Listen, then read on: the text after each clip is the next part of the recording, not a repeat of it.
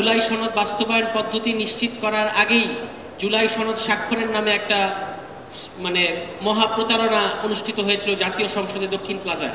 সেখানে জাতীয় নাগরিক পার্টি অংশ নেয় নাই। কেন অংশ নেয় নাই? কারণ আমরা বলেছি যে জুলাই সনদ বাস্তবায়নের কিভাবে বাস্তবায়ন করা হবে সেই পদ্ধতি যতক্ষণ পর্যন্ত আপনারা না বলবেন আমরা কিন্তু জুলাই সনদে স্বাক্ষর করতে পারি না। এবং আমাদের এই অনমনীয় অবস্থানের কারণেই অল্প কিছুদিনের মধ্যেই এখন জুলাই সনদ বাস্তবায়ন প্রক্রিয়া সরকারের কাছে কমিশন জমা দিয়েছে। আপনারা দেখেছেন যে কিভাবে বাস্তবায়ন করা হবে, আদেশ হবে, গণভোট হবে, তারপরে আগামী সংসদকে একটা গণপরিষদের ভূমিকা দেওয়া হবে, এই কথাগুলো এসেছে। এটা যদি আমরা ফাইট না করতাম তাহলে কিন্তু আসতো না।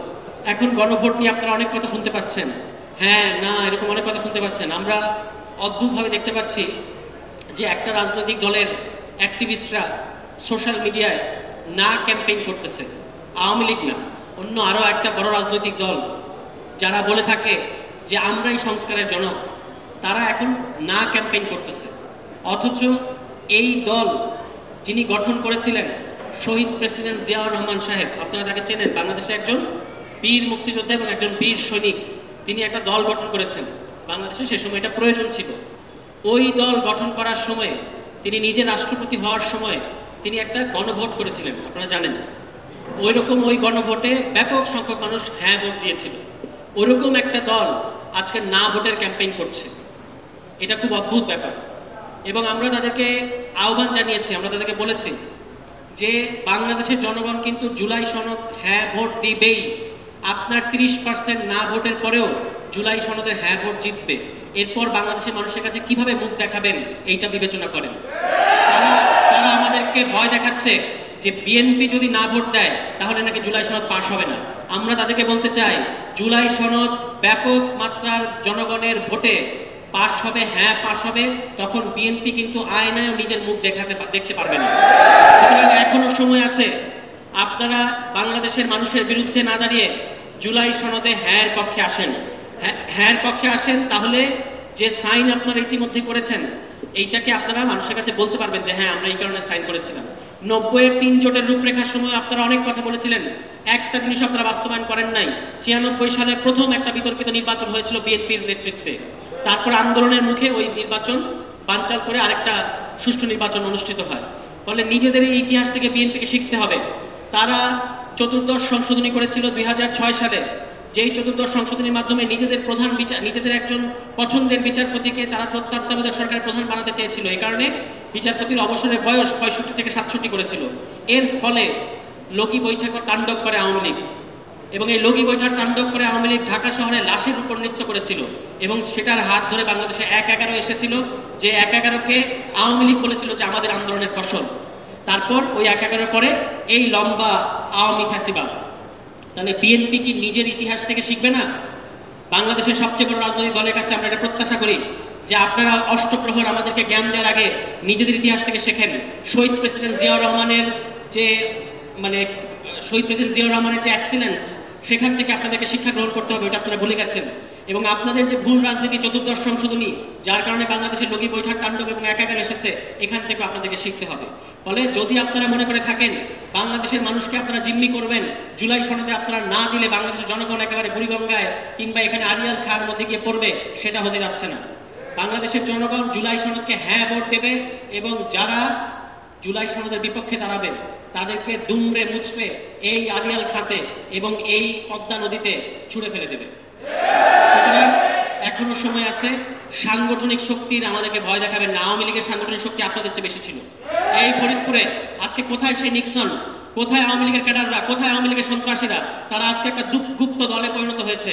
তারা আজকে পাশের দেশের দাসের জীবনযাপন করছে এবং সেইখান থেকে বাংলাদেশের মানুষকে হুঙ্কার দিচ্ছে। তারা আমাদেরকে বলছে তারা ফিরে আসলে নাকি আমাদের কোনো অস্তিত্ব রাখবে না। আরে ভাই, আমরা তো আপনাদের সময়ও ছিলাম, এখনো আছি। আপনারা কোথায়? আওয়ামী লীগ কোথায়? আমরা তো ছিলাম আওয়ামী লীগের সময়ে। আমরা আপনাদেরকে এই দেশ থেকে তাড়িয়েছি। গর্ব ভরে সমস্ত মিডিয়ার সামনে পুরো জাতিকে সাক্ষী রেখে বলতে চাই যে আমরাই বাংলাদেশ থেকে, বাংলাদেশের ছাত্র জনগণ আওয়ামী লীগকে যেটা আওয়ামী লীগ ডিজার্ভ করে ওই পরিণতি দিয়েছে, যে আওয়ামী লীগ আজকে বাংলাদেশ থেকে বিতাড়িত। এখন তারা ঘাপটি মেরে আছে বিভিন্ন গর্তের মধ্যে, সেই গর্ত থেকে মাঝে মাঝে হুঙ্কার দেয়। এই সমস্ত হুঙ্কারে বাংলাদেশের জনগণ ভয় পায় না। এমনই হুঙ্কার, ওই যে 10-15 জন নিয়ে মিছিল করে, একজন রিক্সা চালক, একজন ডাব বিক্রেতা যদি ধর বলে দৌড়ানি দেয়, সব দৌড়ে পালায়।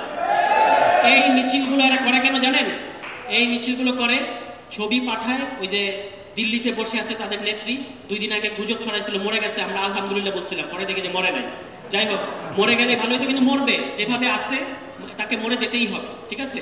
এবং আমরা চাই যে তিনি মরে যাওয়ার আগে বাংলাদেশে এনে তাকে আমরা ফাঁসির কাস্টে ঝোলাতে চাই। এটা হবে শেখ হাসিনা এবং আওয়ামী লীগের জন্য সবচেয়ে ভালো ট্রিটমেন্ট। বাংলাদেশের জনগণ বিচার দেখতে চায়।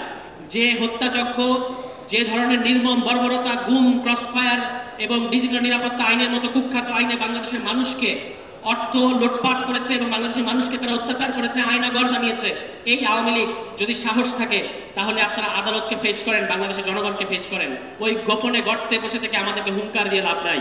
নিক্সন সাহেবের অনেক ক্ষমতা দেখিয়েছেন, অনেক হুঙ্কার করেছেন। আজকে কোথায় নিয়ে আসেন আপনার লোকজন, আমরা দেখি, আমরা এখানে যা আছে তা দিয়ে আপনাদেরকে মোকাবেলা করা সম্ভব।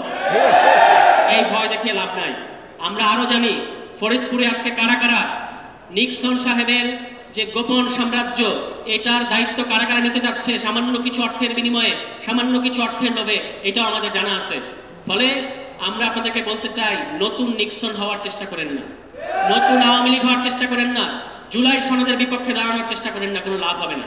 এই অস্ত্র, এই ক্যাডার, এই টাকা কোনো কিছুই কাজে আসবে না, সব বৃথা যাবে। গত বছরের জুলাই মাসে সমস্ত রাষ্ট্রীয় বাহিনী, সমস্ত মারণাস্ত্র দিয়ে বাংলাদেশের জনগণকে আপনারা দমাতে পারেন নাই। বাংলাদেশের জনগণ ছিল সম্পূর্ণ নিরস্ত্র, কিন্তু শুধুমাত্র বুক চিতিয়ে দাঁড়ানোর কারণেই আপনাদের আসলে এই দেশ থেকে পালাতে হয়েছে। এবং আপনারা দেখেন, ওই যে একজন পুলিশ অফিসার, তৎকালীন কুখ্যাত খুনি স্বরাষ্ট্রমন্ত্রী, তাকে বলেছিলেন না যে স্যার একটারে মারি একটা মরে, আরো বাকিটি যায় না, বলছিল না? এই বাকিটি যাবে না। সুতরাং আওয়ামী লীগকে বলতে চাই, আবারও বাংলাদেশে আপনারা চোরাগোপ্তা হামলা এবং হত্যার রাজনীতির ছক কষছেন। যত ছকই কষেন, বাংলাদেশের মানুষ জুলাই সনদ করেছে, মানে বাংলাদেশ সংস্কার হয়েছে, এবং এই দেশ থেকে ভারতের আধিপত্য সম্পূর্ণরূপে বিদায় করার একমাত্র রাস্তা হচ্ছে জুলাই সনদে হ্যাঁ পাশ করানো। বলে আপনারা কি এই হ্যাঁ পাশ করাবেন? আপনারা কি এই হ্যাঁর জন্য পুরো ফরিদপুর অঞ্চলের যত সাধারণ জনগণ আছে তাদের কাছে যাবেন? তাদের কাছে গিয়ে বলবেন যে বাংলাদেশ থেকে যদি ভারতকে তাড়াতে চান তাহলে জুলাই সনদকে হ্যাঁ বলেন। এরপর আমরা দেখি কোন বিএনপি, কোন কি, তারা না বলে কি করতে পারে আমরা দেখতে চাই। আমরা বিশ্বাস করি যে বাংলাদেশের জনগণ জুলাই সনদে একটা হ্যাঁ ভোট দেওয়ার জন্য মুখী আছে, এবং বাংলাদেশের জনগণ আরেকটা মার্কায় ভোট দেওয়ার জন্য মুখী আছে, সেটা হচ্ছে কি? শাপলা। এখন আপনারা দেখতে পাচ্ছেন, ফুল চেয়েছি, কলি দিয়েছে, এবং এই কলি থেকে সামনে ফুল ফুটবে। এই কলি আপনারা দিয়েছেন, কলিকে অন্তর্ভুক্ত করেছেন, এর মধ্য দিয়ে বোঝা যায় চাইলে আপনারা শাপলা অন্তর্ভুক্ত করতে পারবেন। আমরা কি শাপলার কলি চেয়েছি?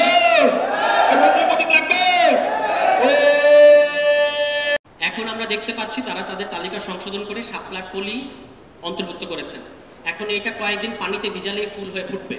সুতরাং শাপলা এনসিপি পাবেই, এবং শাপলাই আমাদের মার্কা, অন্য কোনো মার্কা আমরা নেব না। শাপলা, আমরা বলেছি শাপলা আমাদের মার্কা, শাপলাই হবে আমাদের মার্কা।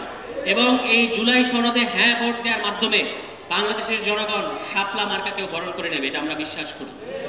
ফলে আমরা ইলেকশন কমিশনকে আহ্বান জানাতে চাই, অনেক জলঘোলা করেছেন, আর জলঘোলা করে লাভ নেই। আমরা বুঝতে পারছি আপনারা ক্লান্ত হয়ে গেছেন, আপনারা বলেছেন আরো সংশোধন করব। তো আমরা ফার্দার আর কোনো কথা বলার আগে, আর কোনো ধাক্কা দেওয়ার আগেই আপনারা দ্রুত শাপলা দিয়ে দেন, এবং এতে করে আপনাদের কোনো পরাজয় হবে না, বাংলাদেশের জনগণের বিজয় হবে। শুধু শুধু এটাকে ইগোর জায়গা থেকে নেওয়ার দরকার নাই। মাননীয় ইলেকশন কমিশন, এটাকে ইগোর জায়গা থেকে দেখার দরকার নাই যে একবার না করেছি এখন দিলে কেমন দেখা যায়। এখন দিলে বাংলাদেশের জনগণ এটা বিশ্বাস করবে যে আপনাদের কাণ্ড জ্ঞান তৈরি হয়েছে। সুতরাং আমাদেরকে শাপলা দিয়ে দেন, এবং আমরা উৎসব মুখর পরিবেশে সারা দেশে শাপলা মার্কার একটা ব্যাপক জুলাই পদযাত্রার মতো আরো বড় বড় জাগরণ তৈরি করতে চাই। এই ফরিদপুর অঞ্চলে শাপলা মার্কা হবে নৌকার বিকল্প। কি হবে? এই শাপলা মার্কা হবে নৌকার বিকল্প। শাপলা ফুটবে, নৌকা ডুববে। শাপলা ফুল ফুটবে, নৌকার ডুবি ঘটবে। নৌকা অবশ্য এমনি ডুবে গেছে, মানে এটা চূড়ান্ত ডুবি ঘটবে, ঠিক আছে? মানে অর্থাৎ বাংলাদেশে আর আওয়ামী লীগের কোনো সম্ভাবনা নাই। আওয়ামী লীগের যত ছলচাতুরি করেন, যত কৌশল করেন, যত অমুক দলের সাথে রাতের অন্ধকারে যোগাযোগ করেন, আর যাই করেন, আওয়ামী লীগ, আমরা যদি বেঁচে থাকি, বাংলাদেশের ছাত্র জনতা যদি বেঁচে থাকে, বাংলাদেশে আওয়ামী লীগের রাজনীতির আর কোনো ভবিষ্যৎ নাই। আওয়ামী লীগকে আমরা মনে করিয়ে দিতে চাই, মুসলিম লীগের গর্ভ থেকে আপনাদের জন্ম হয়েছে। বাংলাদেশের মুসলিম লীগের বাংলাদেশের জনগণ কিন্তু মুসলিম লীগকেও প্রত্যাখ্যান করেছে। সেই বিদায়ও হয়েছিল একটা সম্মানজনক বিদায়। কিন্তু আপনাদের যে বিদায় হয়েছে, আয়নায় কিভাবে নিজেদের মুখ দেখান, এটাই আমরা মাঝে মাঝে ভাবি। আপনাদের এই পরিণতির জন্য মাঝে মাঝে আমাদের লজ্জা লাগে, কিন্তু আপনাদের কোনো লজ্জা নাই।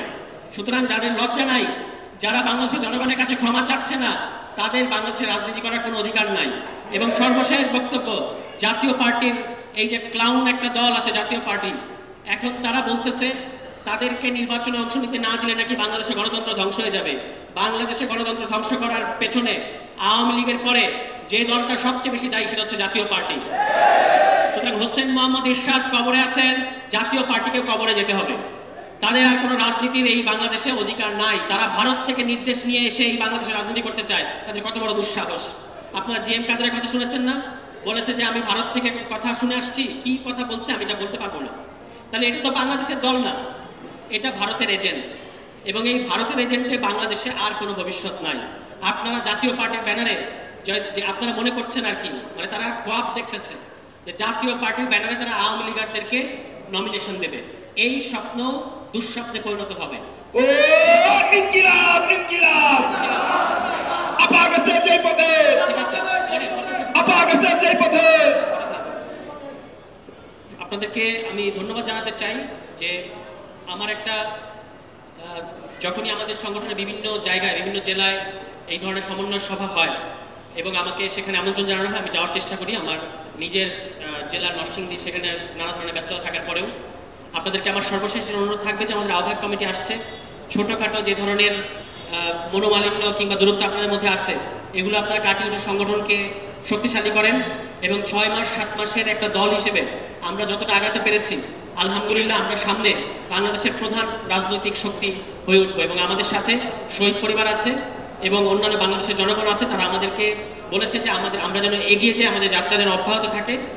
এবং এই যে জুলাই সনদের আইনি ভিত্তি নিশ্চিত করা, শাপলা মার্কার জন্য আমাদের যে ফাইট, এইটা বাংলাদেশের জনগণ সবই দেখছে এবং তাদের সমর্থন, দোয়া, ভালোবাসা আমাদের প্রতি আছে। ফলে আপনারা অনেক প্রতিকূলতার মধ্যে এখানে এই অঞ্চলে রাজনীতি করছেন, এটা আমরা জানি। কিন্তু আমরা বিশ্বাস করি যে যারা এই অপেক্ষাকৃত প্রতিকূল সময়ে রাজনীতি করছেন, সামনে যখন আমাদের ভালো সময় আসবে, যখন আমাদের সংসদ সদস্যরা পার্লামেন্টে থাকবেন, তখন যারা এই দল শুরুতে গড়ে তুলেছিলেন তারা কিন্তু এই দলের সারা দেশে মাথার মুকুট হয়ে থাকবে। তাহলে আপনাদের প্রতি আমার অনুরোধ, আপনারা আজকে সারাদিন অনেক কষ্ট করে এসেছেন, আপনাদেরকে আমি ধন্যবাদ জানাতে চাই, শুকরিয়া জানাতে চাই।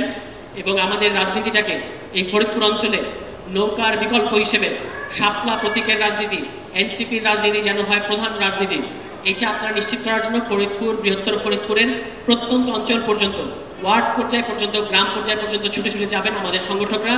একটা জিনিস মনে রাখবেন যে যারা আমাদের সংগঠনের জন্য যারা তৃণমূলে কাজ করে, যারা সংগঠক, তারাই কিন্তু সংগঠনের খুঁটি, তারাই কিন্তু সংগঠনের পিলার, তারাই কিন্তু সংগঠনকে ধরে রাখে। ফলে অবশ্যই আপনাদের যে কোনো বিপদে আমরা আছি। এবং অনেকে অনেক অভিযোগ করেছেন, অনেক জুলাই সনদ বাস্তবায়ন আদেশ, এইটা কিভাবে জুলাই সনদ বাস্তবায়ন হবে এটা নিশ্চিত করার আগ পর্যন্ত আমরা জুলাই সনদে স্বাক্ষর করতে পারি না। এবং সেই কারণে আমরা এখনো স্বাক্ষর করি নাই। কিন্তু কমিশন, জাতীয় ঐক্যমত্য কমিশনকে এই ক্ষেত্রে আমরা ধন্যবাদ জানাতে চাই। তারা যে দুটো খসড়া প্রস্তাব দিয়েছে, তার মধ্যে প্রথম খসড়া প্রস্তাবটা সরকার বাস্তবায়ন করবে, এটা আমরা আশা করি।